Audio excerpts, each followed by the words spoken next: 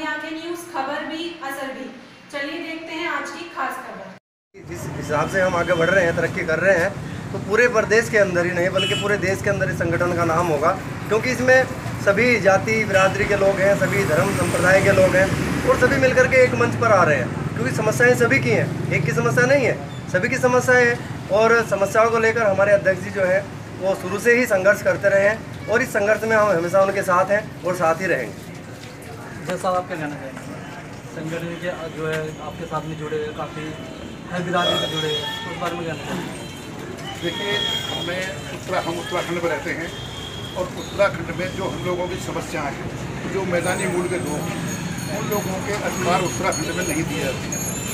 ऊपर जो 10 जिले हैं उनमें मूल निवास प्रमाण पत्र जारी किया जाता है और जो नीचे के लोग हैं, हरिद्वार, देहरादून और उधम सिंह नगर 3 जिले मैदानी जिले हैं, उनके लिए स्थायी निवास प्रमाण पत्र जारी किए जाते हैं।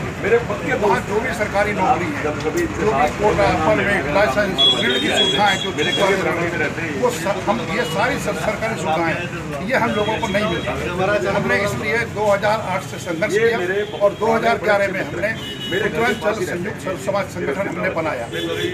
उसके बैनर तले हम लोगों ने अब तक कार्य किया।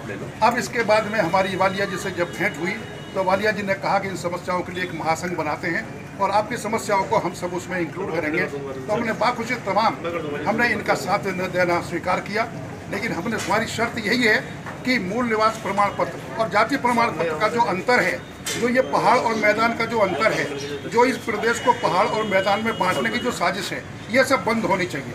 और जो इंसान में भेदभाव, नागरिकों में भेदभाव, अधिकारों में भेदभाव, ये इस तरह का भेदभाव ये समाप्त होना चाहिए। हमारी जनसंख्या वहाँ पर आधे से अधिक जनसंख्या मैदानी मूल के लोगों की है, लेकिन कांग्रेस में हमारा केवल एक मंत्री रहता है, बीजेपी में भी केवल हमारा एक ही मंत्री रहता है। ये कैसा लोकतंत्र है? जब हमारे आधे की जनसंख्या, आधे ज़्यादा जनसंख्या मैदानी मूल के लोग रहते हैं, तो आधे में तो उनको आधे से ज़्यादा मिलना चाहिए, लेकिन हम ज़्यादा नहीं मांगते।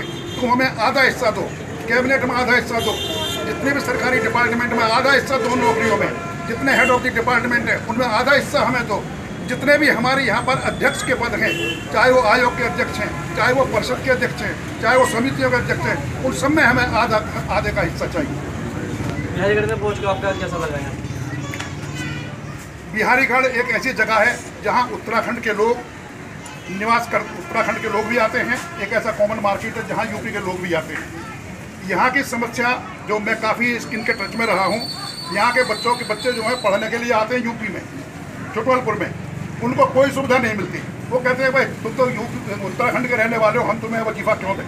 तो उन बच्चों को कोई सुविधा नहीं मिलती। इसी तरीके से यहाँ के जो लोग हैं, जिनको ऋण चाहिए, जिनको वो चाहिए, इनके पास में कोई ऑफिस ऐसा है ही नहीं जहाँ जाकर के गरीब आदमी जाकर के अप्रोच करे कि हमको ऋण चाहिए, हमको खाद चाहिए, हमको पानी चाहिए, हमको वो चाहिए। सब यहाँ के दूर दूर के वो है और बिहारीगढ़ नज़दीक है।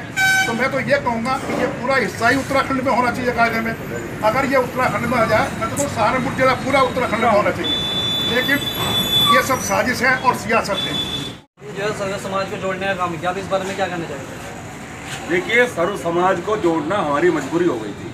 हमने कोई हंसी खुशी से ये समाज नहीं जोड़ा, हमने इसलिए जोड़ा है कि जब सर्व समाज के साथ भेदभाव किया जा रहा है, चाहे वो जन समस्याओं का निराकरण की बात हो, चाहे वो पद देने की बात हो, चाहे वो अन्य कोई सम्मान देने की बात हो, हमारा कहना ये है कि जिस हिसाब से बिरादरियों का उत्तराखंड के अंदर, उत्तर प्रदेश के अंदर भागीदारी है, जिस प्रकार से बिरादरी हैं, उस प्रकार से उनको सम्मान दिया जाना चाहिए। एक बात। नंबर 2, जन समस्याओं में भेदभाव नहीं किया जाना चाहिए। कहीं आप कहीं सड़कें बना रहे हैं, कहीं आप एक भी सड़क नहीं बना रहे हैं, कहीं आप निधि का पैसा जो है